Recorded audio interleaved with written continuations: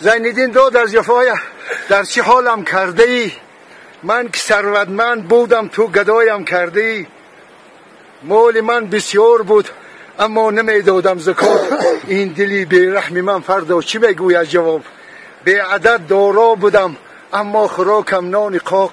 پیش چشمانم نشستن کم بغل ها در کباب. زینالدین ظالم بودی جور از برایم کرده ای. زیر پای کم بغل ها پای مالم کرده ای. ای خوشا بر حال آنهایی که خوردن مال خود، خوردن و پوشیدن و صرفن در کار خود. ای منی ناخورده را آخر مکافاتم همین. من نخوردم دادمش تا کی خورش او زینالدین.